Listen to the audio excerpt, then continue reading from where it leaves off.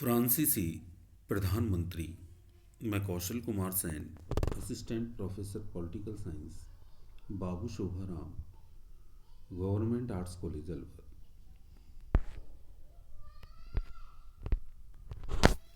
पंचम गणराज्य के संविधान के अनुसार फ्रांस में सरकार का अर्थ है प्रधानमंत्री सहित मंत्रिपरिषद, जो राष्ट्र की नीति तय करती है, उसे लागू करती है और संसद के प्रति उत्तरदायी होती है। फ्रांस में संसदीय प्रणाली एवं अध्यक्षात्मक प्रणाली का मिश्रण दिखाई देता है।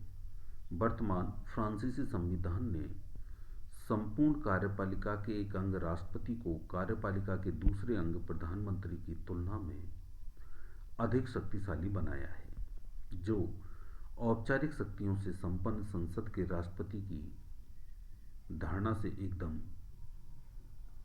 भिन्न है। फ्रांसीसी राष्ट्रपति प्रधानमंत्री की नियुक्ति में वास्तविक शक्ति रखता है और व्यवहार में न केवल प्रधानमंत्री उसके सहायक एवं अधीनस्थ की भूमिका निभाता है, अपितु राष्ट्रपति प्रधानमंत्री को पदमुक्त भी कर सकता है अथवा उसे त्यागपत्र देने को बाध्य कर सकता है। इस प्रकार फ्रांस में प्रधानमंत्री संसद एवं राष्ट्रपति नामक दो स्वामियों के नियंत्रण में कार्य करता है। विद्यार्थी ध्यान रखेंगे कि फ्रांसीसी प्रधानमंत्री की स्थिति अन्य देशों में पाई जाने वाली जहाँ संसदात्मक शासन प्रणाली है की तुलना में कमजोर है, क्योंकि फ्रांस में दोनों शासन प्रणाली अध्यक्षात्मक एवं संसदात्मक प्रणालियों का मिश्रण है, जिसके अंतर्गत राष्ट्रपति पद को अधिक शक्तिशाली बनाया गया है।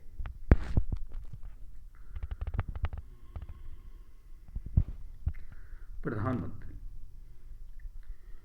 नियुक्ति एवं पदमुक्ति। संविधान के अनुच्छेद 8 के अनुसार प्रधानमंत्री की नियुक्ति राष्ट्रपति द्वारा की जाती है। नियुक्त प्रधानमंत्री के लिए राष्ट्रीय सभा का विश्वास अर्थात बहुमत प्राप्त करना आवश्यक नहीं है। वह संसद का सदस्य भी नहीं होता है। प्रधानमंत्री की नियुक्ति में राष्ट्रपति को वास्तविक शक्ति प्राप्त है। तो ये विद्यार्थी ध्यान रखेंगे कि फ्रांस का जो प्रधानमंत्री है वो राष्ट्रपति द्वारा नियुक्त किया जाता है, वह संसद का सदस्य नहीं होता है। दूसरा है पदमुक्ति। प्रधानमंत्री स्वेच्छा से पद त्याग सकता है या राष्ट्रपति स्वविवेक से प्रधानमंत्री को पदच्युत कर सकता है, या राष्ट्रीय सभा प्रधानमंत्री को मंत्रिमंडल के विरुद्ध निंदा प्रस्ताव करके अथवा प्रधानमंत्री द्वारा प्रस्तुत कार्यक्रम या सार्वजनिक नीति की घोषणा को ऐसे कार्य करके ऐसी स्थिति में प्रधानमंत्री अपनी सरकार का त्यागपत्र राष्ट्रपति को सौंप देता है। अब है प्रधानमंत्री की शक्तियां एवं कार्य।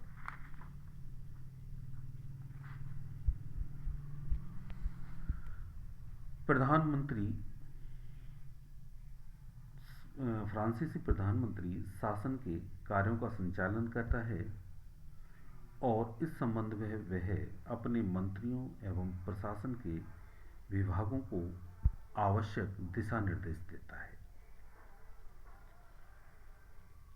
प्रधानमंत्री राष्ट्रीय सुरक्षा के लिए उत्तरदायी है और इस दृष्टि से उसे राष्ट्रीय प्रतिरक्षा प्रणाली की देखरेख करने का और सशस्त्र सेनाओं को आवश्यक निर्देश एवं आदेश देने का अधिकार है। अगला, वह देश के कानूनों को लागू करने की व्यवस्था करता है। वह कार्यपालिका की शक्ति के अंतर्गत आने वाले नियमों का निर्माण करता है और राष्ट्रपति की हस्ताक्षर युक्त सहमति से अध्यादेशों एवं सरकारी विज्ञप्तियों की घोषणा करता है। कुछ विशिष्ट स्थितियों में राष्ट्रपति की सहमति से प्रधानमंत्री मंत्रिपरिषद की बैठकों की अध्यक्षता करता है। राष्ट्रपति उसे राष्ट्रीय सुरक्षा परिषदों तथा समितियों की अध्यक्षता करने की अनुमति दे सकता है, किंतु यह आवश्यक है कि प्रधानमंत्री के इनसे संबंधित कार्यों पर संबंधित विभाग के मंत्री के हस्ताक्षर भी हों। अगला, प्रधानमंत्री विभिन्न नागरिक एवं सैनिक पदों पर नियुक्ति करता है। अगला, प्रधानमंत्री राष्ट्रपति की सहमति से मंत्रिपरिषद के सदस्यों की नियुक्ति करता है। मंत्रिपरिषद के विभागों एवं मंत्रियों की संख्या को तय करना प्रधानमंत्री की शक्ति में आता है। वह मंत्रिपरिषद की अंतरंग परिषद अर्थात मंत्रिमंडल की साप्ताहिक बैठकों की अध्यक्षता करता है। वह मंत्रियों के कार्यों का निरीक्षण करता है और किसी मंत्री को विशेष दायित्व भी सौंप सकता है। अगला है, संसद में किसी विधि के निर्माण के लिए वह पहल कर सकता है और इस प्रकार वह संसद में भेजे गए राष्ट्रपति के संदेश में निहित भावनाओं के अनुरूप विधि निर्माण की दिशा में कार्य कर सकता है।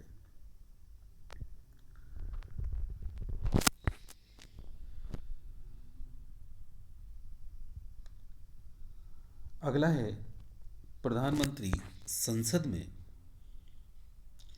प्रश्नों एवं अनुपूरक प्रश्नों के उत्तर देता है।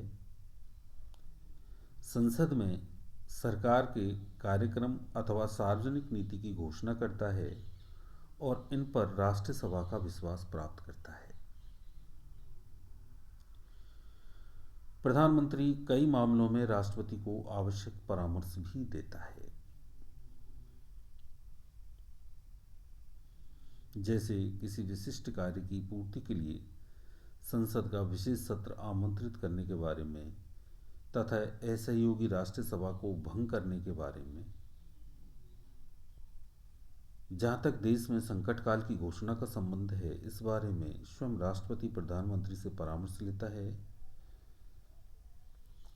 किंतु सभी मामलों में प्रधानमंत्री के परामर्श को स्वीकार करना अथवा अस्वीकार करना राष्ट्रपति का स्वविवेकाधिकार है।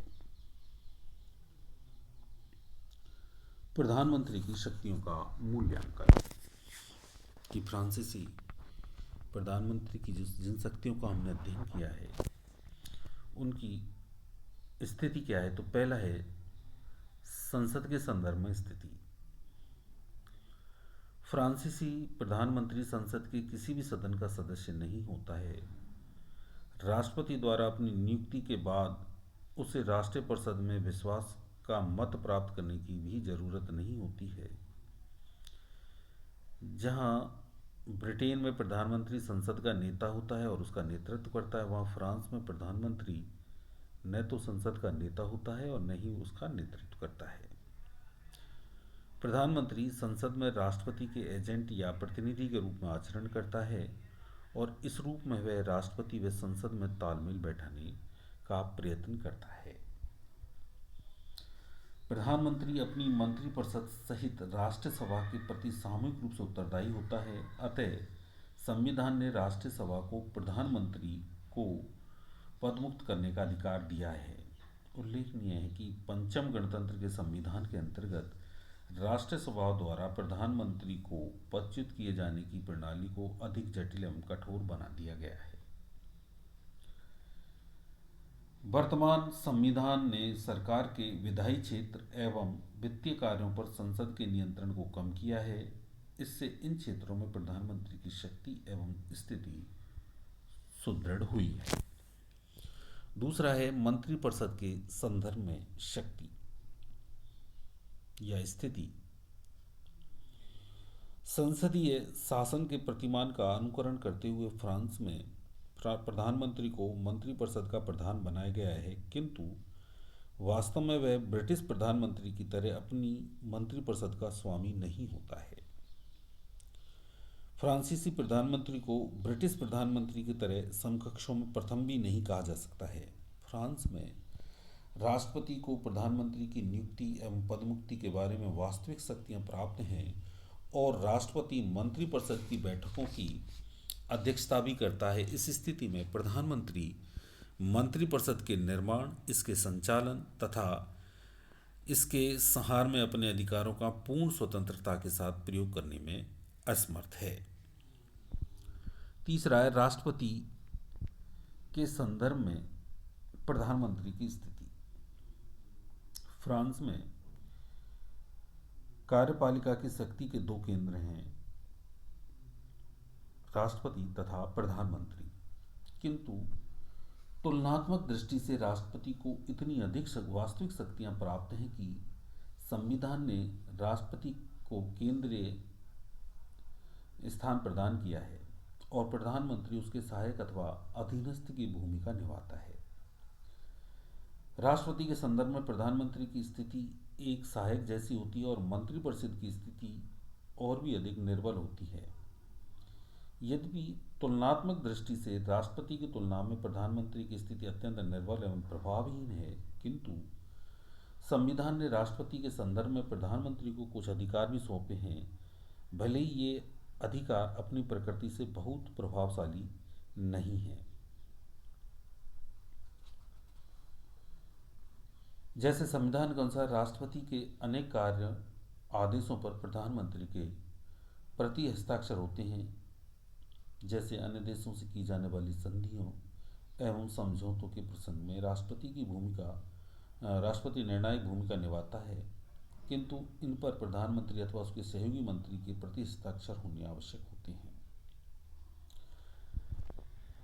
उपरोक्त विवरण से जो हमने पढ़ा इससे स्पष्ट है कि फ्रांसीसी प्रधानमंत्री का पद अत्यंत निर्बल है। प्रधानमंत्री राष्ट्र का नेता तो है ही नहीं, वह सदन का भी नेतृत्व नहीं करता है।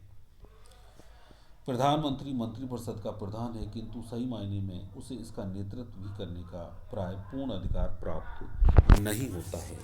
इस प्रकार ये फ्रांसीसी प्रधानमंत्री की शक्तियाँ एवं स्थितियाँ हुई जिनका अध्ययन हमने इस अंक में किया। धन्यवाद।